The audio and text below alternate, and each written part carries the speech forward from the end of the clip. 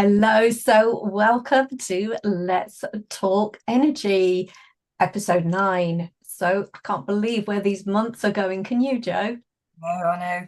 This seems to have really gone fast. So this is our podcast where we talk about what energy is. I mean, as we know, there's lots of different energy healers out there, but we wanted to do some bite-sized podcasts so that we could cover little topics here and there and maybe give you information and self-help tools that will make your life that little bit easier.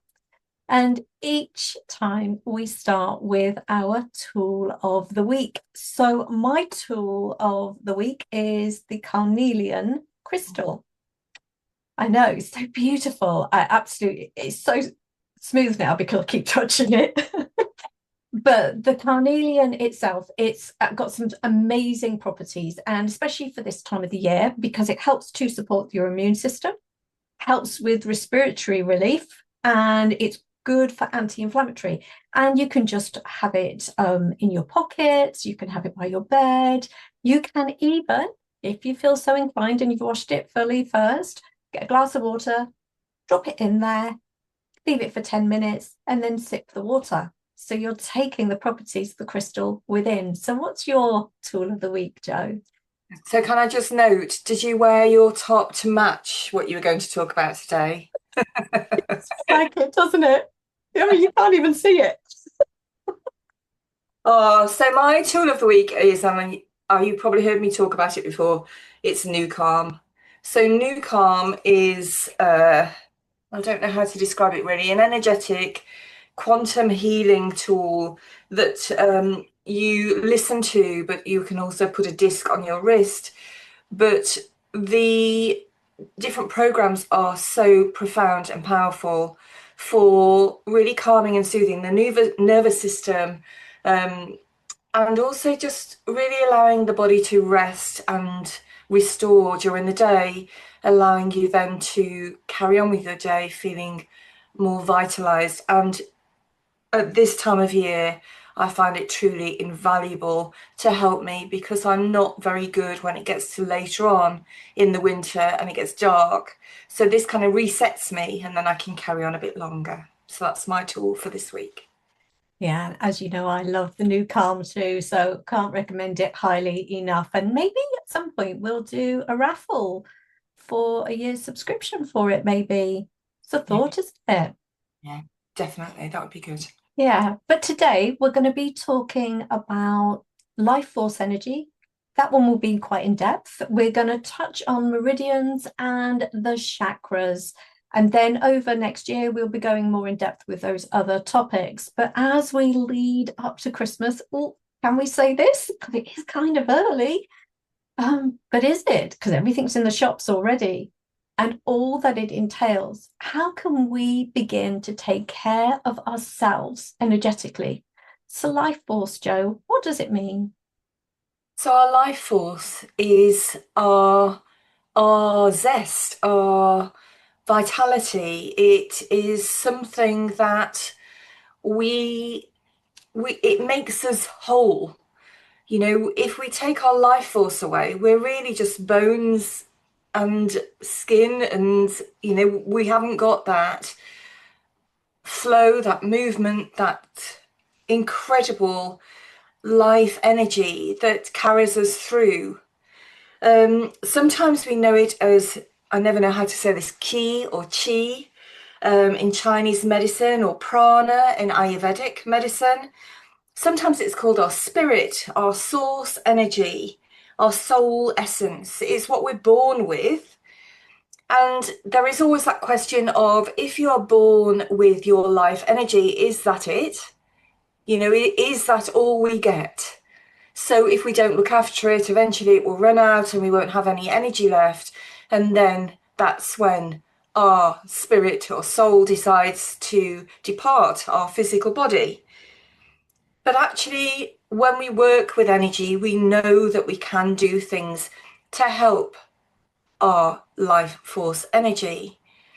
And we can also do things that waste our life force energy. And I was actually talking about this week. It's like, just as an example, worry. worrying is a waste of our life force energy, because when we worry about things we've got no control over at all. We are worrying about the what ifs, the, oh, could I do something about it, or what might happen, or, it's trying to grasp a conclusion over something that we've got no idea what's going to happen. And that is like saying, well, I'm just going to keep giving my energy away then. I'm just going to keep, oh, big word, wasting my energy over something, because I'm just going to keep going and going and going, because there's no conclusion to this worry. So I just wanted to give that as an example of what the life force is truly about. And, it's not something we can see. You can't have an X-ray on life force energy. You can't map it. It's not tangible. But I think, when it's low, when it's depleted. What's your take on it, please? But I mean, I agree with you totally about the worry as an example, because when you're doing that, you're setting up energetic pathways outside from the present moment. Mm. So you are dissipating your energy all over the place in make believe possibilities that might never, ever happen. And the word worry itself actually means the very beginning part of it, hundreds of centuries ago, is about strangling one's thoughts or directions. And I find that really amazing, because that is exactly what it does. And over the last few weeks, I have been saying to myself, stop worrying about that. There's nothing you can do. Just breathe into the moment. Easier said than done, I know. But you're right about the life force. I I know that we're built or born with a certain amount of life force. I am of the opinion that if we nurture ourselves, if we look after ourselves, if we give ourselves positive self talk rather than I'm stupid, I should have done this, why did I do that? Then we can help to maintain our life force. We can find things that will build our life force, like being in the countryside, doing things that really makes our heart sing. They're the things that I think can actually increase our life force. Yeah. But we don't tend to look for them, do we? We tend to think, oh, I haven't got time for that right now. I've got this whole list of work I've got to do. And a lot of the time we do have to do that list, but taking a few moments to actually look after your life force, like with the new carb, because that to me is what that does. Yeah. That actually helps you get through your list much quicker. Yeah, absolutely. And one of the things that we know about life force energy is that it's carried around our body, and it is carried around our body within the meridian energy system. And that allows this life force energy to flow to every organ in our body, to every fingertip, every toe, to our heads. And that is what helps to carry our life force energy around our bodies. How do we know if our life force energy is being compromised or challenged? We can feel tired. We can feel like we are wading through treacle. I use that a lot when I talk to clients sometimes. It can mean that you perhaps feel like you're underneath all these poles with the plates above them, but you haven't got a clue which one to spin, and you feel that they're all going to come crashing down on you. That's giving you a clear indication when the life force energy is not either flowing properly or when it's getting a little bit depleted. When our life force energy is flowing freely, we feel amazing. We can do anything. We walk into a room and everybody kind of turns their head to look at you because you've got this presence, this aura of energy around you. You feel like you're living your best life, that you are just happy and joyful and nothing's a problem. It makes you stand taller. And I think that those are the things that can be a clear indicator of when our life force energy is at its highest, at its highest. Yeah, and I know through both of the work that we do, when we're clearing the imbalances, the blocks that are preventing people from being their best version of themselves, as you start to clear them, that actually again helps to raise your life force. And it's also about what you eat, eating live food. That does not sound right, but you know what I mean. So Yeah, vibrancy and color, the you know, the taste buds and the gratitude that you have while you eat that again helps to feed that life force. And it comes in with a lot of what we've been saying over the last few months around, having that gratefulness for what you have. That again helps you to have that presence that I am, to be in that flow of your energy. And it's quite addictive in a sense, because when you get there, you just want, oh, I like this. I want to have more of this. And then other people say, is that I'll have a bit of what she's having, please. yeah, definitely. And I mean, that's priceless in itself. Um, but yeah, how else would you reawaken our life force, Joe? Well, I think you've named one of them already as being nature. You know, having that resonance with the seasons is really important. Um, Anything that can resource you and make you feel like you are topping up your life force energy. So the things that bring you joy, it could be listening to music, it could be dancing. I know you like a little dance every now and again. It could be going for a lovely walk. It could be noticing, the last of the leaves on the trees. It could be anything. It could be stroking your pet. It could be going cold water swimming at this time of year. Yes. So whatever kind of brings you joy, what makes you smile, what makes your heart sing? I think we so often, particularly when the nights draw in, we go to work, we come home, we watch some amazing thing on television for an hour, we go to bed. Like, well, what have we actually done in the day that's resourcing us? So I think what we're trying to say is bring it into your awareness, because with awareness there's healing. We talk about that a lot. Bring into your awareness, what have I done to actually, if you imagine that you've got this glass, if you're down south, sorry, a glass of water, and if you keep tipping water out of it, but you never put any water back in it, it's going to be empty sooner or later. And that's when we're in trouble. Would you agree? I totally, absolutely agree. And some of the things you could do in the winter literally would be, if you like having baths, having baths with some beautiful scents around and with candles, reading a book, Yeah. listening to music in the evening. It seems like it's a dying art, it feels, in a lot of places. And it can also be just simple things like doing something creative, a little hobby, maybe knitting, crocheting, sewing. I know they sound boring, but they get us out of the mind, must do, into that thing that you are creating in that moment, Yeah, or drawing. yeah, Yeah. definitely. And I think particularly if you're busy, Mm. and we all are busy, we're all busy people. But if you keep racing around and doing and doing and doing and doing, just remember that glass, because sooner or later the glass is going to be empty. And it's at that point that we can crash, we can become poorly, we can just get too tired, and then we can't seem to put the life force energy back in.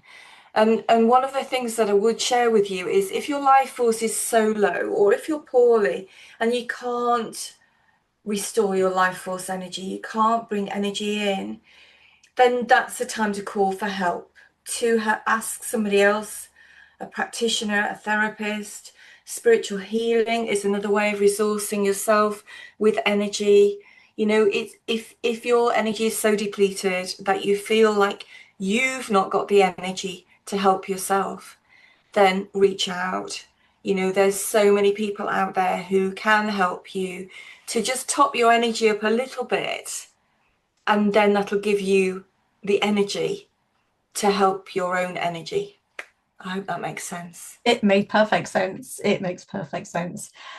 And obviously, we wanted to just touch very briefly on the meridians. So we said that they're like those invisible highways of energy which are in the system that take that life force around the body. And there are 12 major meridians that we tend to work with. There are many other energy centers as well within the body. And as we mentioned earlier, we will talk about the meridians more next year, but we wanted to touch on them so that we start to realize that we are more than what you see on the outside. People see the skin and they see the way that we look, but it's about what's going on in us. And when you have some spiritual healing or energy work, very often they will be working on the meridian system and starting to help that to flow. And that's acupuncture is amazing for working with the meridians, plus so many other things I know. But we've got a bit of a thing that you wanted to offer, have we not, Jo? Yes, so at this time of year, we just thought it would be a really lovely thing to offer you. So, what we're offering our beautiful listeners is the chance to win one treatment with Amanda. So, two listeners can win, and one treatment with me, because we would like to help you to raise your life force energy. So, all that we're asking is that you click on the link that we're going to put at the bottom of this podcast. And all you'll need to do is enter your name and your email address. And then we will draw the prizes, sorry, two of them, on the 30th of November. So we'll keep reminding you of this throughout the month. But yeah, all you need to do is click on the link, pop your email address in there, and we will draw two lucky winners on the 30th of November, one to win a treatment with Amanda and one to win a treatment with me. Your free reset for your energy system. Thank you. And then the last bit we wanted to touch on briefly was the chakras. So, again, we'll go into more depth with these next year, but there are 7 major energy chakras. To me, they are where there are major nerve plexuses. So, there's a lot of biochemical information that occurs. And you will hear people talking maybe about the root chakra or the solar plexus, you know, the place where you get that tummy sort of like flip over when you're feeling nervous or anxious, or you'll hear a lot of people talk about the brow chakra and your knowing.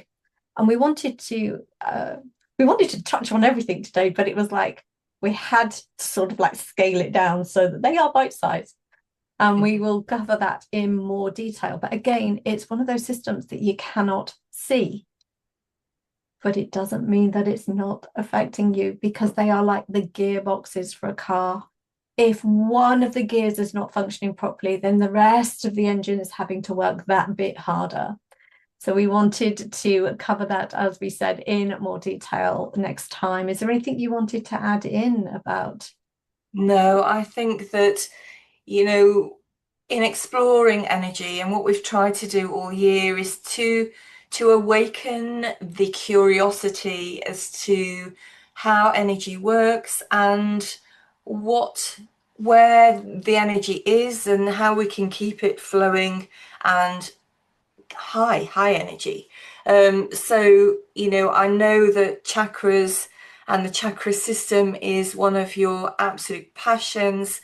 So we really look forward to exploring the chakra system with you next year. Yeah, thank you. So, just a brief recap of everything that we've been speaking about. So, we spoke about our amazing little energy tools. And then we were talking quite in depth around the life force, mentioning the meridians and the chakra, and then the amazing raffle prize. I suppose, is it a raffle prize if there's 2 prizes? It is, in a sense. Yeah. of a session with Joe and then a session with myself, the two separate people. That took me a while to actually understand what we were doing, I have to say. But we hope that you've enjoyed this. Any questions, anything that you would love us to cover, please do put it in the comments below because we're here to help you as Yeah. well as to have a little bit of a fun time in describing and going into these subjects in depth. So we very much look forward to seeing you next month for our final bite-sized podcast for this year, 2025. And in our next podcast, we will be exploring the winter solstice, aligning with the winter energy in correlation with the seasons, and how it's so important to be mindful of you over the seasonal period. Thank you. But for now, it's goodbye from me. And it's goodbye from me.